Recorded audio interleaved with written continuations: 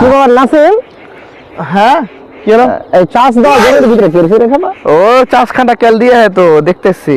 ও তো চাষ দেওয়া জমিতে দেশ না, জমি খারাপ হয়ে যাবে। হ্যাঁ নিজের জমি বলে বলে সবই করবি নাকি? দিয়া কহ কি হয়েছিল ব্যাপারটা? কাল তোর তুই বলে হোটেলে বলে, তুই তো হোটেলে বসিস না, কাল কি হোটেলে গেলে করবি?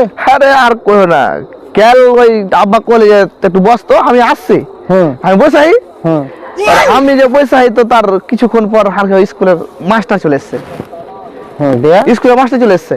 হ্যাঁ স্কুলের মাস্টার এসে তো আমাকে বলে ই কর, ভীম দিয়া একদম জুতো খালি মেজা গ্লাস মেজা হাগে খেত দে। আচ্ছা ওই খেত দিবি তো দিবি, ওই সব তোরা বিশ্বাস নাই, তোরা ফের যে সেরে নিলি ঘেউ ঘেউ করা খাসি মাসি রেনে নিলি, তো আমি কিছু খাবো না, আমাকে ফার্মের মুরগির মাংস দিয়া ভাত দে। আচ্ছা আমি কোনো ঠিক আছে, তুই মুরগির মাংস দিয়ে ভাত খা।